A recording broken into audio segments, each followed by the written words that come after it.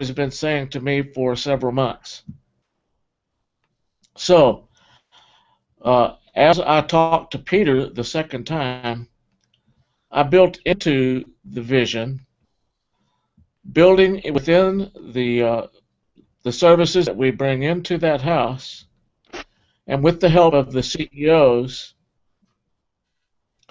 and a way to organize the churches for first response and emergency preparedness so that in any new crisis that the church may already be able to have developed a reflex for first response so that you're not having to look for them and be embarrassed by not finding help when you turn to or look to the churches. There was a sentiment in our town, Corpus Christi, Texas, by many local pastors who simply said to this need, hang on a minute, okay, who simply said to this need, well, gee, no wonder you didn't find help. You didn't call us. We've done that kind of thing for Rita, Louisiana. We did it for Houston. We did it for the fires in Bastrop. We did it for Oklahoma. We did it for Japan. Why didn't you call us? And what that betrayed to me is that while Corpus Christi, churches in Corpus Christi, might have known, even just from the news, about tornadoes touching down in a nearby rural community, they had no reflex to run to it. And they simply blamed the pastor from that community when she told them that she had a lot of trouble finding help by the churches around her. They said, well, simply you just did not call us, otherwise you would have had help. And that was a tremendously embarrassing betrayal to me. So it really did make a lot of sense then, as I talked to Peter, that with the help of the CEO group and the other agencies that be crisis interveners, and some of them first responders, to have a way to make one phone call, and it initiates activation of all of them. Because the coordination, it could be brought to one local phone number or one local computer system. Well, Peter Hansen heard all of that, and the size, which is kind of a grand-sized vision. And here's what he said. He said, Bill, show me a business plan for that, and I'll help you. But I need to see a business plan. I need to know who is involved, who is the target community to help, who are the leaders to bring it to pass, and where is the additional funding that will help not only form it, but sustain it. You show me a business plan, even the beginning of a business plan, and I'm in. Well, that was a prompt I needed to hear, because I've been wondering how to get something organized with the Christian Leaders Group so that we become a cohesive unit with a purpose to serve and a sacrificial commitment to see to it that that purpose is met and that objective is accomplished. So the next thing I did was talk to a man named John Casey.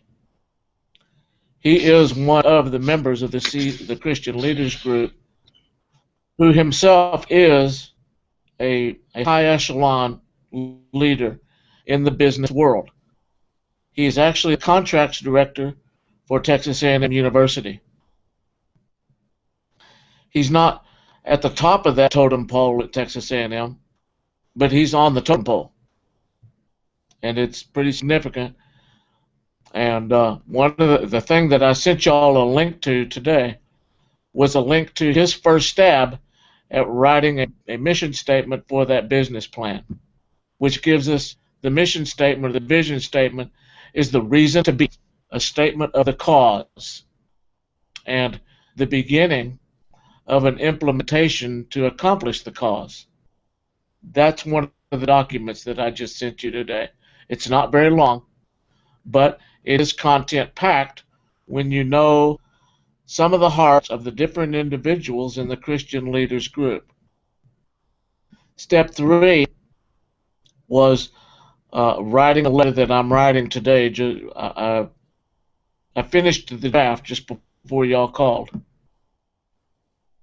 In this letter, I wrote the people who volunteered in the beginning to give leadership to this, whom I told you about, who were taken out of leadership by different stresses that came into their lives subsequent to their volunteering.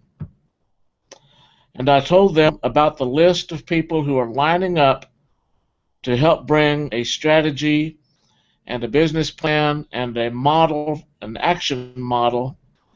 And in this letter, I was telling them what they can expect when they look at John Casey's business plan.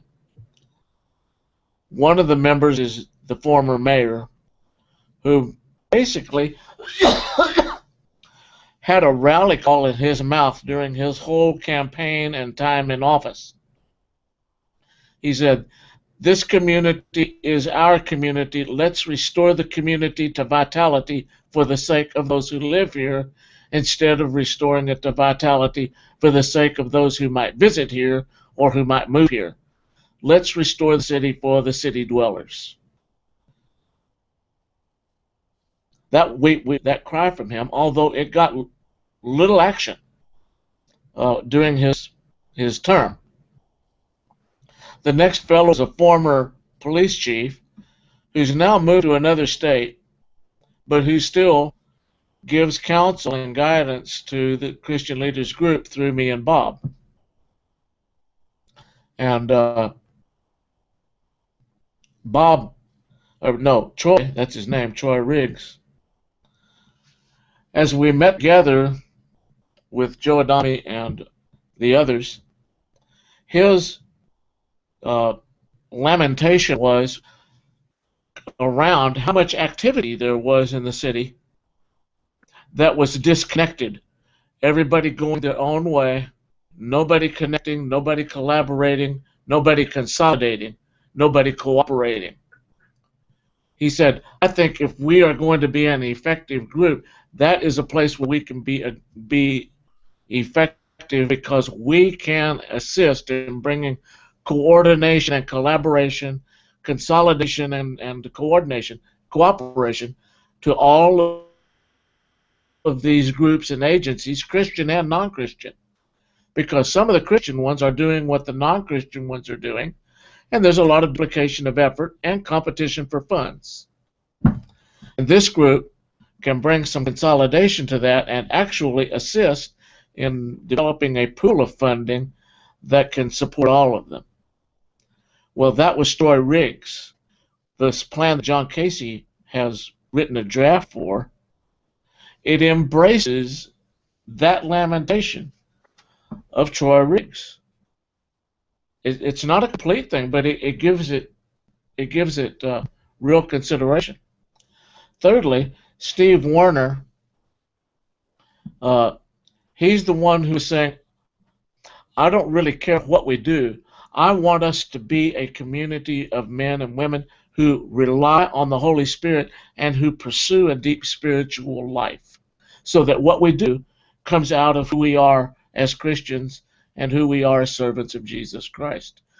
John Casey's business plan beginning, just the draft of this mission and vision statement, addresses that, which is one of Steve Warner's driving forces. Let's get together in a spiritual climate and do. Isn't that a good one? Yep. And then John Casey, John Casey put this plan together, or this draft together, started out months ago by saying, if we don't become a community that really supplies leadership to the coastal bend, we will all be running into each other no matter how hard we try to coordinate. We need leadership and guidance. Well, that's what John Casey begins to embrace. Other men lined up to help this thing who don't live in Corpus Christi are men like Doug Stringer, who is a gifted man at calling together a merger of the forces and the assets and the resources that are available in the church community, in the marketplace, in the workplace, and in the social and civic sectors.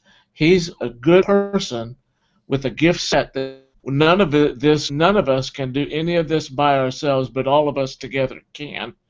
And he has a response. People respond to him.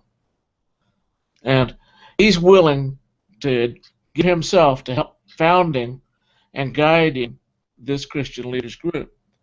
He's an outsider, but his heart is already here. He's been here several times. God's burdened him with Corpus Christi. Randy Skinner with Feed 3 in Dallas. He's got a lot of ecumenical and ecclesiastical background since he started preaching at the age of 10, but he went into the justice system, law enforcement, and homeland security, and the U.S. Justice Department. Spent lots of years there, learned a lot. As a spiritual person, he learned a lot about defeating demonic powers and thrones and strategies of darkness. And he's brought by the hand of the Lord, not himself, but in how he worked with God.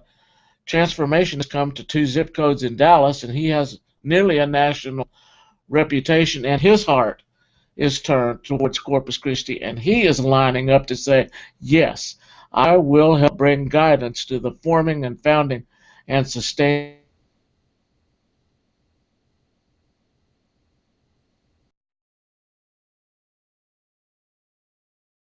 Well, you froze up a little bit.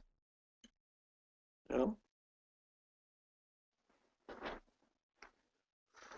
Well,